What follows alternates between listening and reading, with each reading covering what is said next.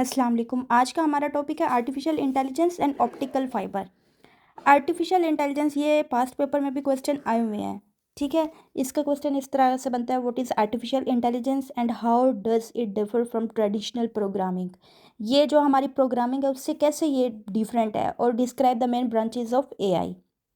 अब जो artificial intelligence है ये ब्रांच है कंप्यूटर साइंस की, जो फोकस करती है टू क्रिएट मशीन और software and perform task like human. इंसानों की तरह ये काम करती है। अब उसमें लर्निंग भी आता है, रीजनिंग भी आता है, थिंकिंग भी आता है, प्रॉब्लम सॉल्विंग भी आता है, रिकोगनाइजिंग फेस भी आता है, अंडरस्टैंडिंग और डिसीजन मेकिंग भी आता है।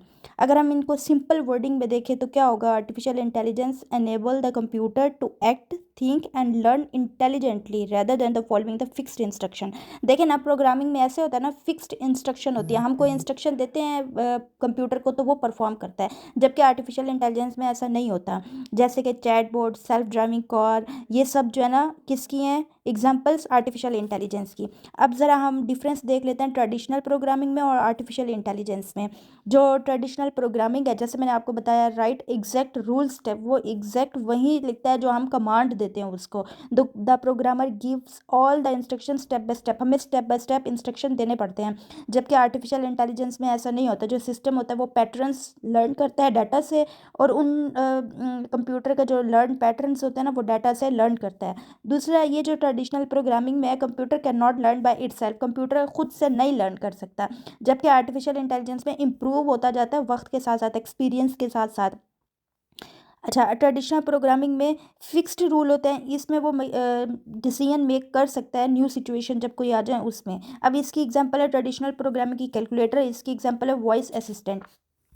नेक्स्ट, अब हम इनके ना ब्रांचेस देख लेते हैं, main branches of artificial intelligence. पहला है machine learning. Machine learn from data, data से लर्न करती है और इसको इम्प्रूव करती है टाइम के साथ साथ। ठीक है, उसके बाद है natural language processing, NLP. It allow computer to understand human language, ये जो है ना कंप्यूटर को अलाउ करती है कि जो इंसान की लैंग्वेज, हमारी लैंग्वेज है ना, वो सीखती है।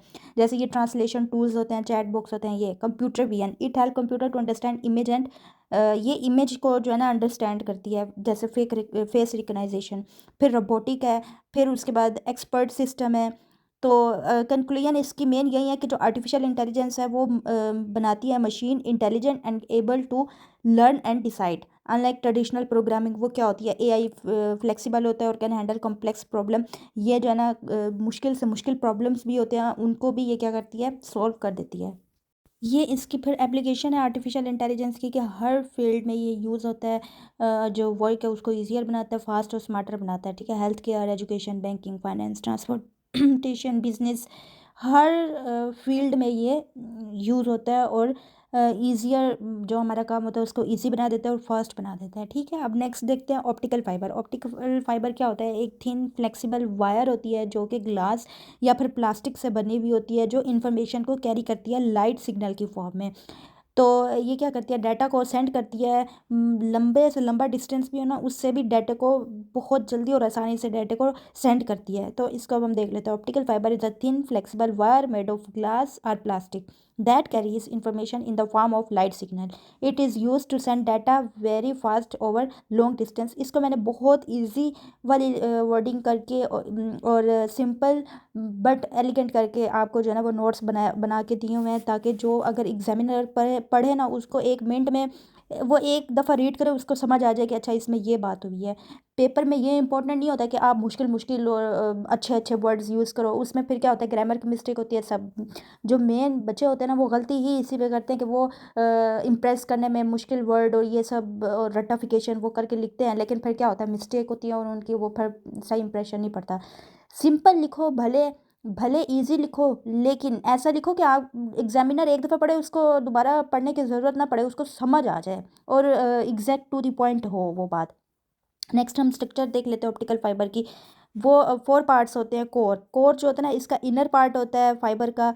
लाइट ट्रैवल करती है इस पार्ट से, और ये मेड होता है, बना होता है ग्लास और प्लास्टिक से। फिर एक क्लैडिंग, ये जो है ना कोर के इर्द गिर्द होता है, ये लाइट को रिफ्लेक्ट करता है, reflect light back into the core. ये हेल्प करता है light stay inside the fibre. Next है प्रोटेक्टिव कोटिंग या जैकेट या आउटर जैकेट कहते हैं इसको। ये आउटर मोस्ट लेयर होती है, ये प्रोटेक्ट करती है फाइबर को फ्रॉम फिजिकल डैमेज। जो फिजिकल डैमेज से ये प्रोटेक्ट करती है और ये स्ट्रेंथ और देती है उसको और ड्यूरेबिलिटी देती है। नेक्स्ट लेयर है बूफर लेयर। ये जो है ना प्रोटेक्शन देती है क्लैडिंग को, ये प्रोटेक्ट करती है फाइबर को from moisturiser and small damage. ठीक है, ये डायग्राम है। अब ये देख लें ऑप्टिकल फाइबर की। अब एडवांटेजेस क्या है ऑप्टिकल फाइबर के कम्युनिकेशन सिस्टम में। Draw basic structure of optical fibre and explain.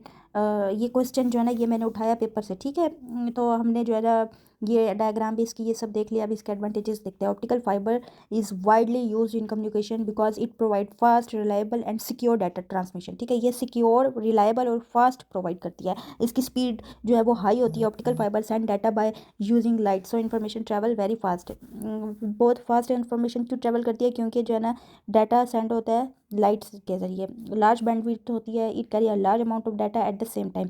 Long distance communication होती है, signal can travel long distance without losing strength. ठीक है, बगैर स्ट्रेंथ लूज़ किए लॉन्ग डिस्टेंस तक सिग्नल ट्रांसफ़र हो सकते हैं।